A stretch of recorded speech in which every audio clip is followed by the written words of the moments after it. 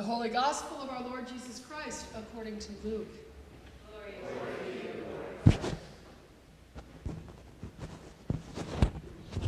Jesus said to his disciples, "Do not be afraid, little flock, for it is your Father's good pleasure to give you the kingdom. Sell your possessions and give alms. Make purses for yourselves that do not wear out, an unfailing treasure in heaven, where no thief comes near and no moth destroys. For where your treasure is, there your heart will be also. Be dressed for action and have your lamps lit, like those who are waiting for their master to return from the wedding banquet, so that they may open the door for him as soon as he comes and knocks. Blessed are those servants whom the master finds alert when he comes. Truly, I tell you, he will fasten his belt and have them sit down to eat, and he will come and serve them. If he comes during the middle of the night or near dawn and finds them so, blessed are those servants. But know this, if the owner of the house had known at what hour the thief was coming, he would not have let his house be broken into. You also must be ready, for the Son of Man is coming at an unexpected hour." The word of the Lord. Thanks to you, Lord Christ. That should have been the gospel of the Lord.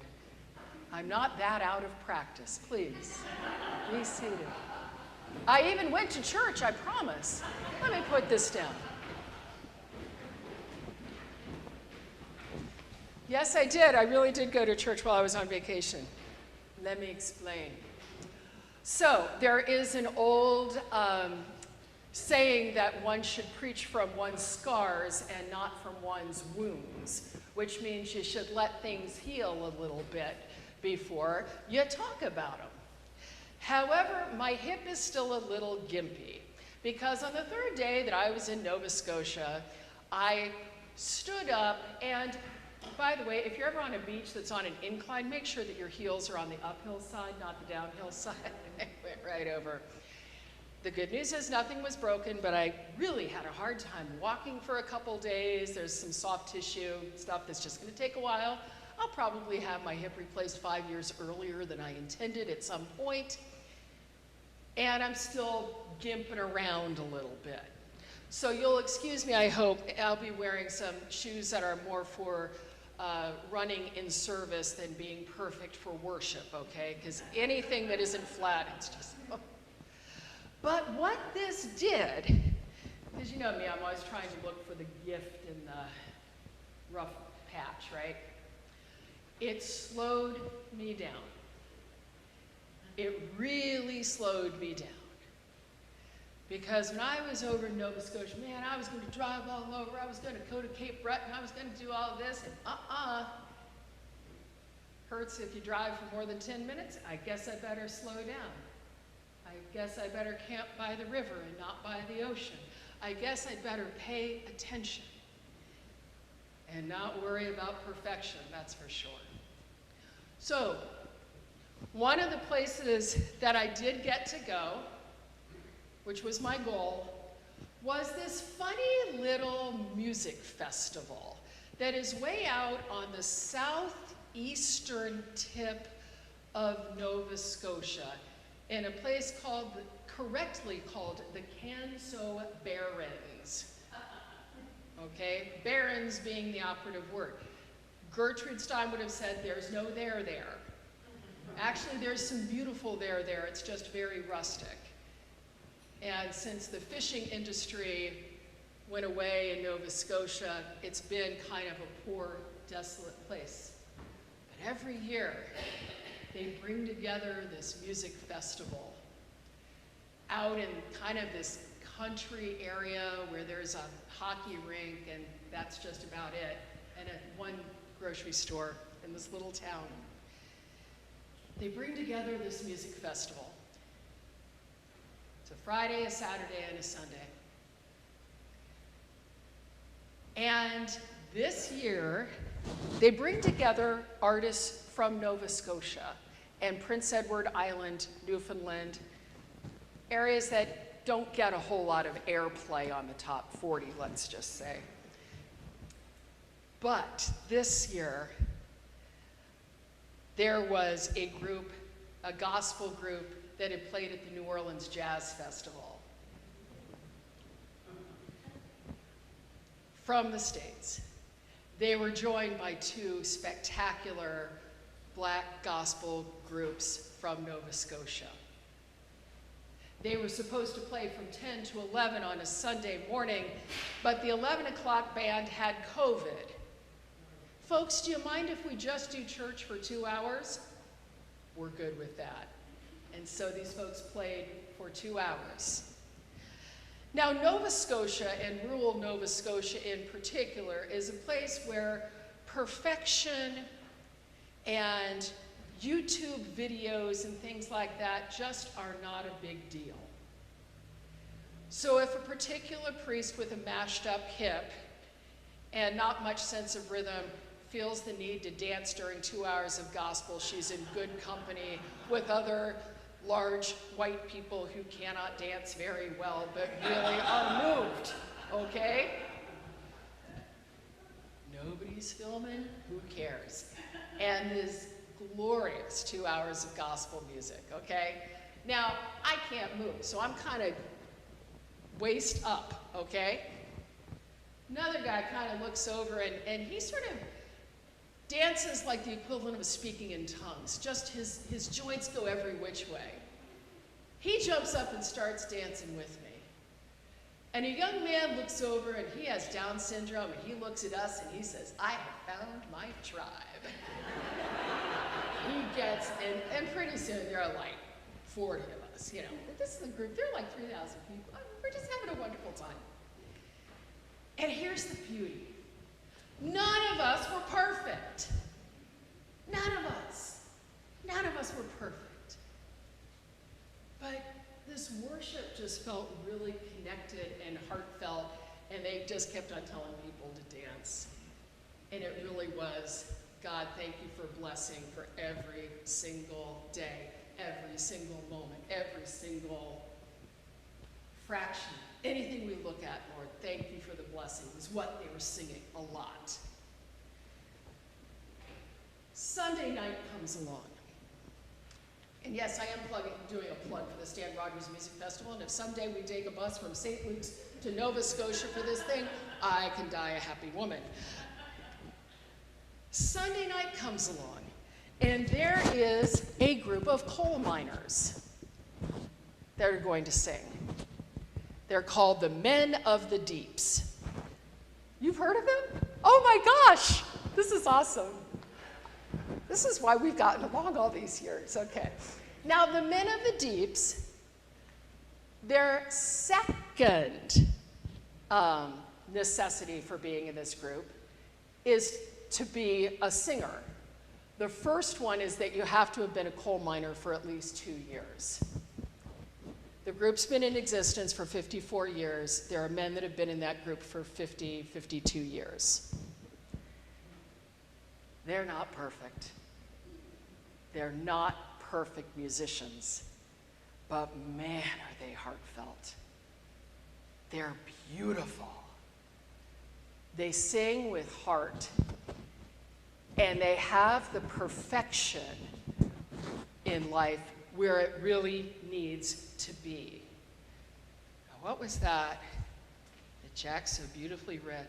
Living with regard to the other.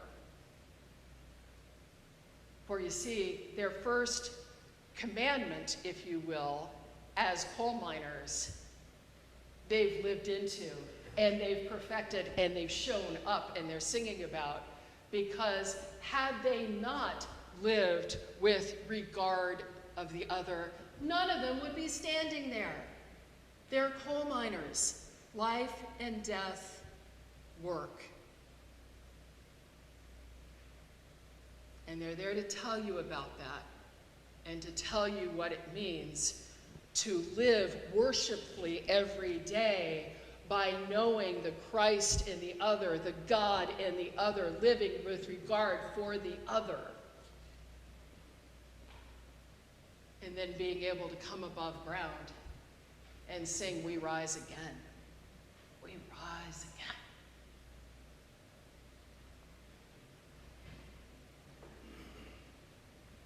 And so these coal miners were teaching me all about what's real worship, what's right worship, what real perfection is about. Because perfect worship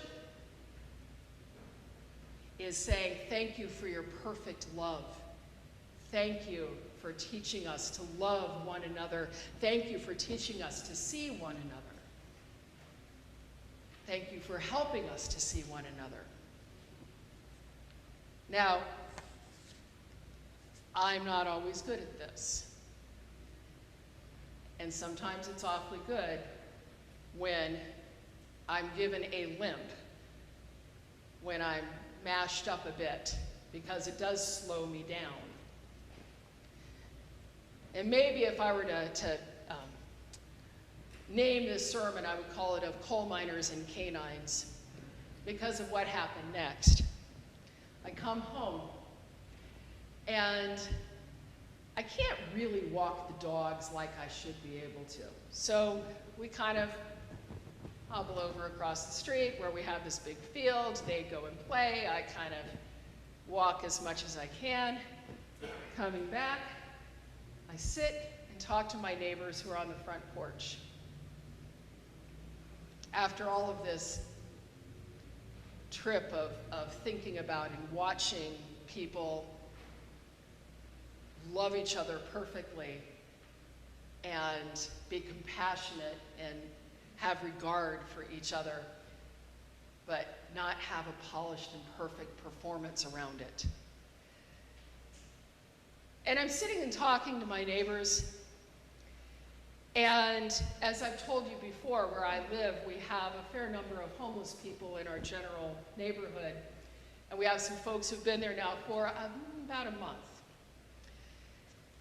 And they've been sort of camped over by a public building, and I've just, I haven't said much to them. I'll just occasionally, gradually say hello and, just kind of let them do their own thing. They haven't really socialized a lot. Well, I'm sitting by the sidewalk last night with my dogs, talking to the neighbors, and all of a sudden, Cody, the black dog, everyone's his new best friend, zooms and pulls on the leash, and there are these two neighbors now. Oh yes, they're my neighbors now. And they're like, oh, hello, he's so cute. And then the other dog comes along, Magnus comes along, and they're kind of fighting over who gets to be pet more. And these neighbors start talking about, oh, we used to have dogs. It's so nice to be around these dogs. They're so sweet. And we used to have them. We don't have them anymore. And, we start a relationship. We don't ask a whole bunch of questions because I do want to give them some dignity, some privacy, talk when they want. But they were just beautiful, lovely children of God that happened to get hit by the economy. And I look at my dogs, and I'm thinking, right now my dogs are way better Christians than I am.